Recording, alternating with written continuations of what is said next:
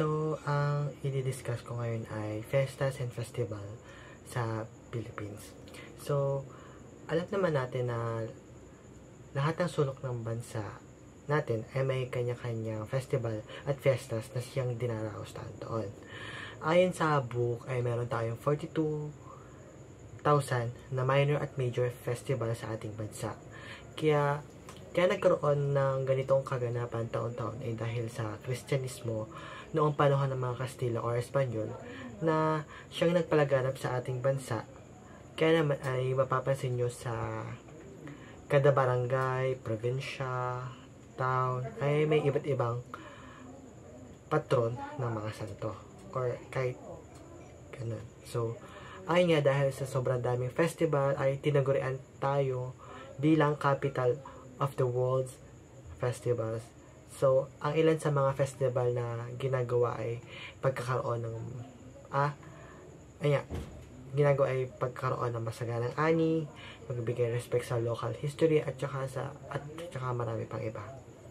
So, ilan din sa ating bansa, hindi lang Christian origin at maraming festival na nakapokus sa Islamic or indigenous culture, katulad ng Holy Week. Ang Holy Week, Christmas holiday, Eid al-Fitr, Eid al-Adha, at saka Chinese New Year ay dinedeclare na public holidays na kung saan ay walang pasok at ito ay sineselebrate nationwide. Ngayon December 8 ay a special non-working holiday sa buong bansa upang gunitain ang Feast of Immaculate Conception of Mary.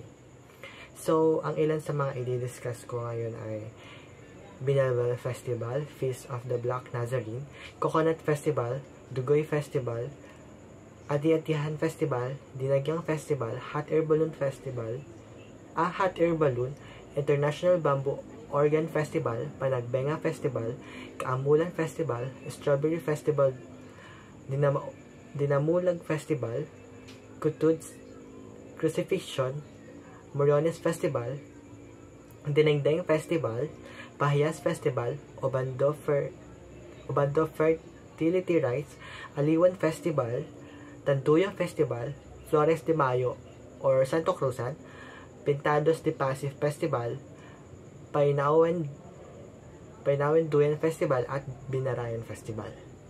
So, ang una ay Binalbal Festival na kung saan ito ay dinaraos tuwing January 1 sa Tolenda, Misamis Oriental.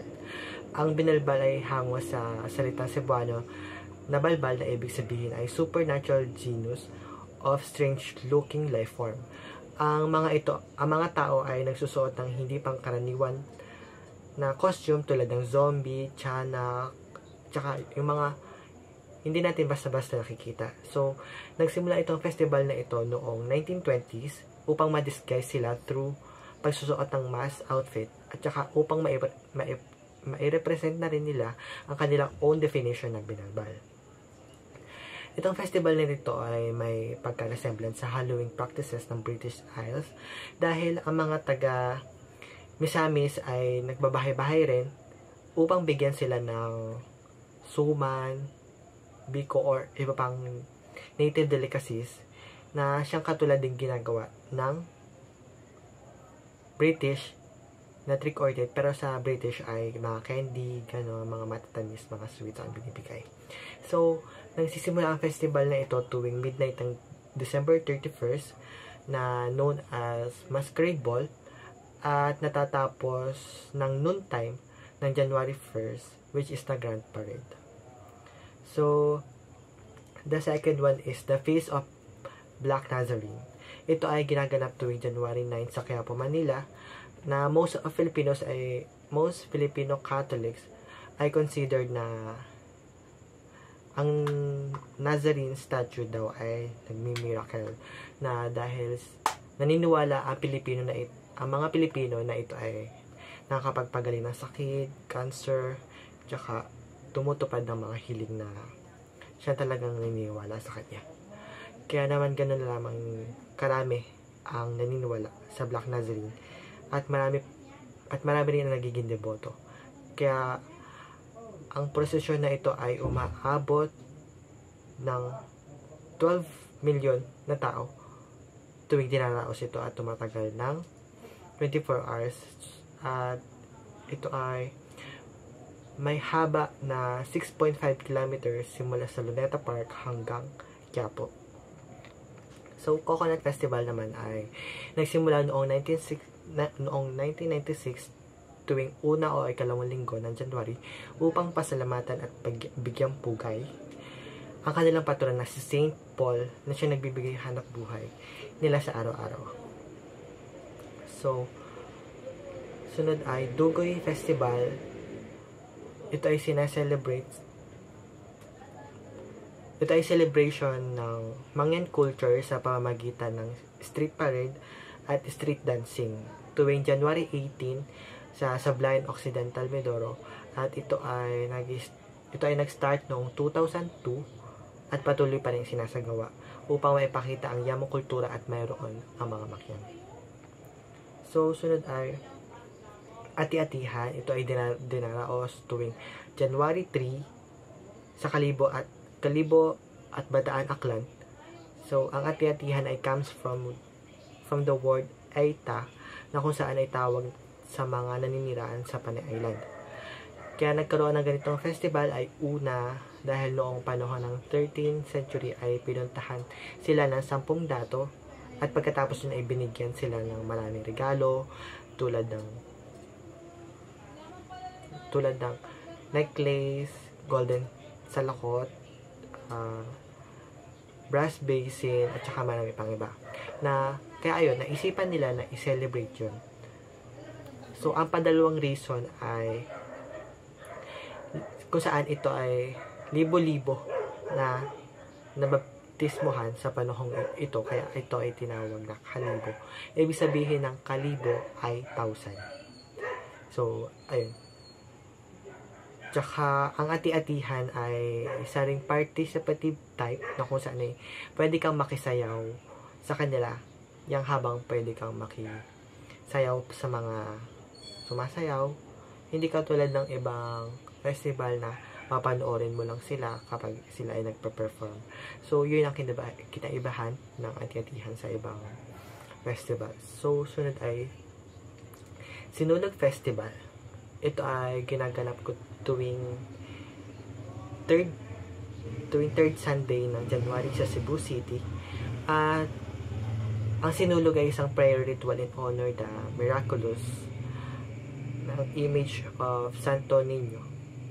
Ang sinulog dance ay basically 2 steps forward and 1 step backward.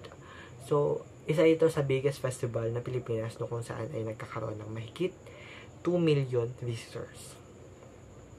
So, next is Danagyang Festival. Isinasagawa tuwing ika-4 na linggo ng January sa Iloilo City. At ang salitang dinagyang ay ibig sabihin ay merrymaking na sa Tagalog ay pagsasaya. Ito ay dinaraos upang bigyang pugay ang Santo Niño at upang i-celebrate ang pagdating ng 10 dato sa Panay. So, sunod ay Hot Air Balloon. Ito ay ginagawa tuwing 1st at 2nd week ng February sa Clark, Pampanga.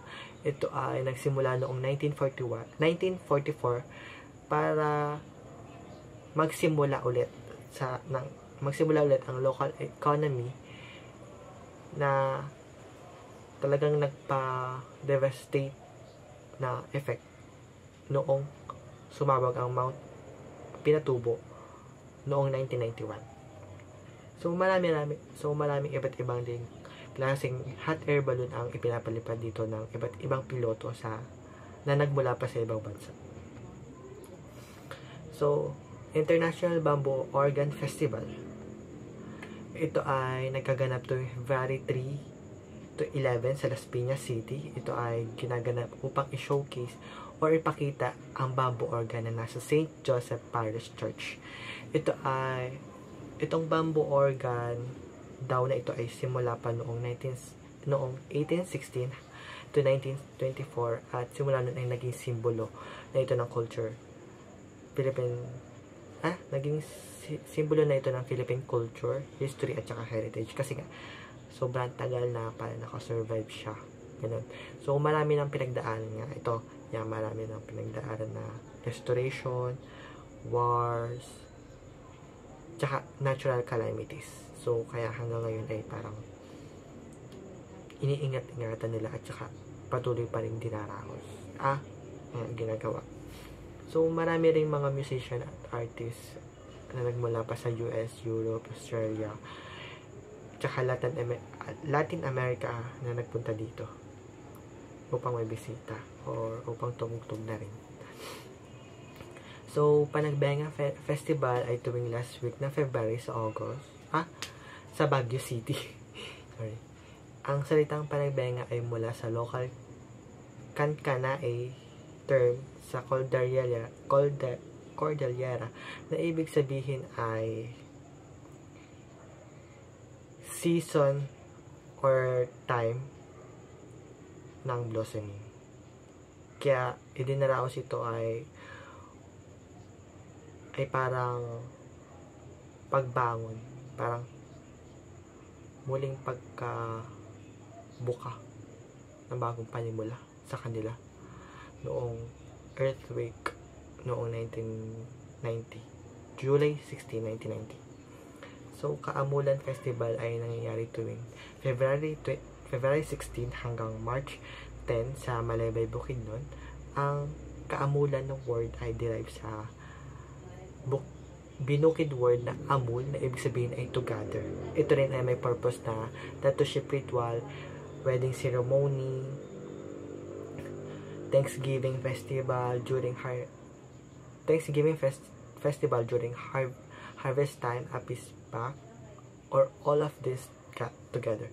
Isa rin siyang ethnic, cultural, and competition festival upang i-celebrate ang culture, tradition ng 7 ethnic group na Bukidnon, Higaonon, Talandig, Manobo, Matigsalug, Tigwahanon, at saka Umayamnon. So, next is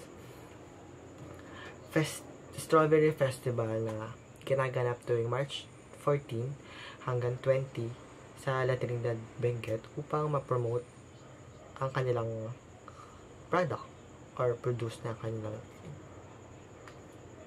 pinagmamalaki na siyang naging culture at saka harvest festival na rin. So, nakilala sila bilang Strawberry Capital of the Philippines, tsaka nagkaroon din sila ng parang ng isang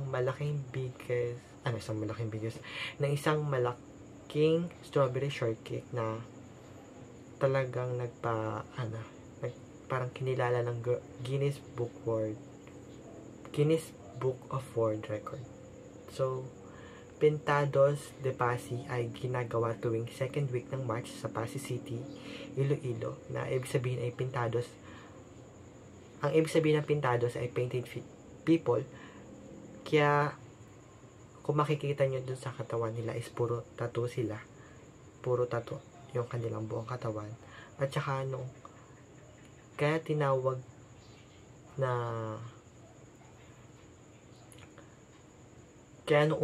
kasi noong unang panahon ng pagdating pa ng Espanyol ay sa Panay Island, nakita nila na ang mga tao ay punong-puno ng tattoo sa katawan.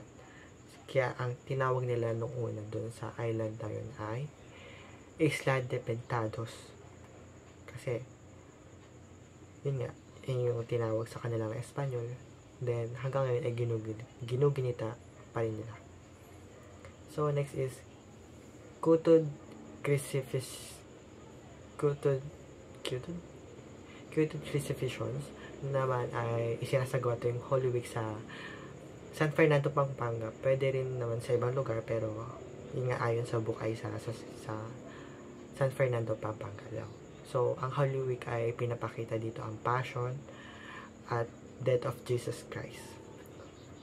Kaya kung makikita nyo sa nagpe-penitensya ay pinapalo sa likod ng latigo dito rin ginagawa yung pinapako sa krus na may dalawang nasa gilid. Ito ay nagsimula noong 1960 na ito ay annual practice na ibig sabihin ay isang beses sa isang taon. At ito na rin ay naging parte na rin ng kanilang panata. So, sunod ay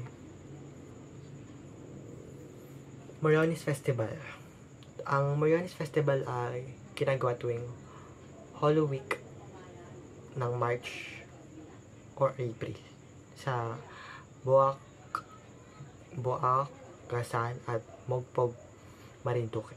So, ang term na Mariones at Marionan ay galing sa 16th and 17th century ng Moorian helmet. Ang pinapakita dito ay yung kung paano nila pinapahirapan si Jesus Christ ng mga panahon iyon. Kaya kung makikita nyo sa suot nila ay colorful yung kanilang suot na warrior costume na colorful, at saka meron din silang paano sa taas. Tapos yung mga helmet din nila ay parang kakaiba din. So ayun nga, ang Moriones tradition ay inspired sa ibang festival sa Pilipinas na kung saan ay ang isang history ay nagiging street festival. So, Dinengdeng Festival ay mula sa Ilocano term na ibig sabihin ay vegetable simmered dish na usually ay niluluto sa banga. Yung malaking banga, yun na yung pinaglulutuan nila. So, ang banga ay ang siyang naging simbolo na rin ng kanilang festival. So, ang pinaka-purpose nito ay para i-promote ang local tourism sa kanilang lugar at idinaraos ito tuwing April at Mayo sa Agoo, La Union. Ang Payas Festival naman ito ay isinasagawa upang pasalamatan at bigyan pugay ang kanilang patron na si San Isidro Labrador na saint na patron ng Saint of Farmers, at ang salitang payas ay mula sa word na payas na ibig sabihin ay decorate or decoration. So, kaya makikita nyo sa kanilang festival ay napakabongga naman talaga. So, pinag-isipan nila yung binigyan nila ng time kasi yun nga, kailangan nila dekorasyonan. So, ang ginagamit nilang pang dekorasyon dito is yung mga naanin nila na pagkain na binibigyan nila ng design o ginagawa nila ng design. So, dinaraos ito tuwing May 14 to 15 sa Lukban, Sariaya, hindi ko ano basa doon, at Tayabas, Quezon. Ang Obando Fertility Rice naman ay dinaraos tuwing May 17 hanggang 19 sa Obando, Bulacan. Ito ay isang religious at cultural event para bigyang honor ang mga santo na si San Pascual Baila, Santa Clara de Assisi, at saka si Virgin de Salambao. Ang mga penitents nito ay mga nagsasayaw sa street dahil nga naniniwala sila na ang mga santong ito ay totoo pa rin yung kanilang mga hiling. So, may kanyang-kanyang tinutupad ang mga santong ito, tulad na kapag gusto mo magkaroon ng asawa na lalaki, ang lalapitan mo ay si Santa Clara de Assisi. At sa mga gusto magkaroon, yung unang yon ay kung gusto mo magkaroon ng asawa na lalaki. Pag gusto mo naman magkaroon ng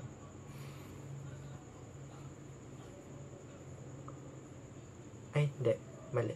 So, pag gusto mo magkaroon ng asawang babae, hindi, tama pala. So, wait. Pag gusto mo magkaroon ng asawa na babae, ang lalapitan mo ay si San Pascual Bailon. So, pag gusto mo naman na lalaki ay si Santa Clara de Assisi. At pag gusto mo magkaroon ng anak ay si Our Lady of Salambao.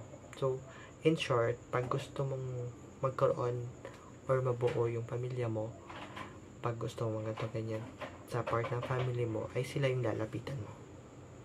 Ganun. So, Aliwan Fiesta ay ginaganap tuwing July 13 to 15. So, ang salitang Aliwan ay Tagalog term na ibig sabihin entertainment or amusement, na kung saan ay nagkagather ang iba't ibang different culture festival sa Philippines sa Star City Complex sa Pasay City. At ito ay isang cultural and competition festival with prizes na 3 million pesos.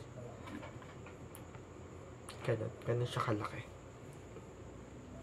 So, Tanduyang Festival, ang festival na ito ay kung saan ay parang binibigyan nila ng halaga ang mga sibuyas.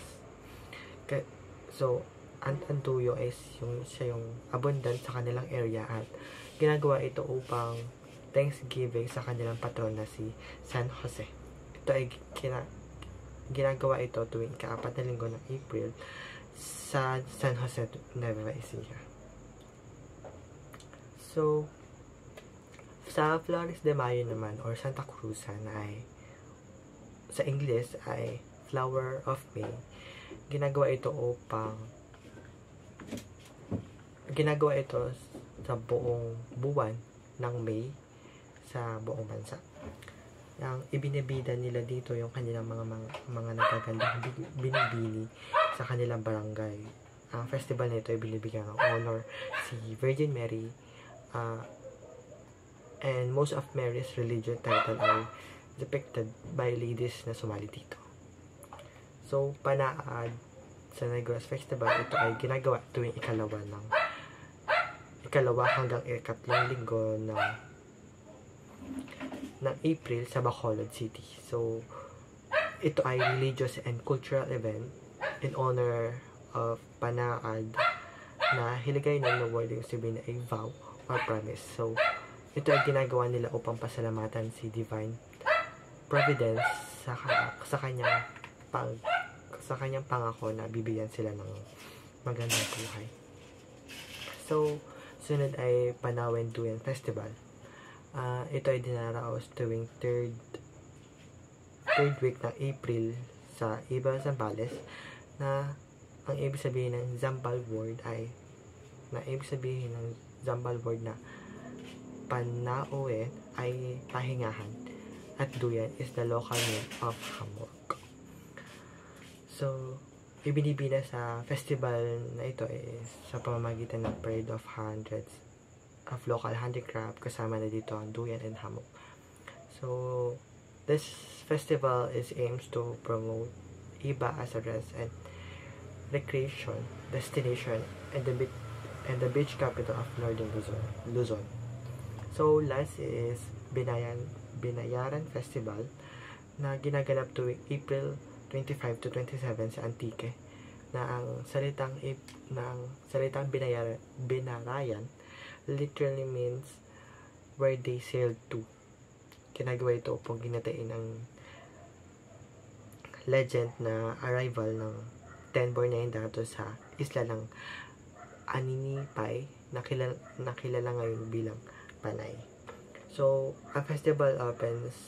this festival opens with a fluvial parade from the Pantalan Port to Malandog Beach in Bornean Datos. So, meron din silang pagganap dito tulad ng beauty pageant, cultural show, street dancing, parades, art and crafts na local products exhibit tuwing dinaraos ito. So, yun lamang po. Maraming salamat.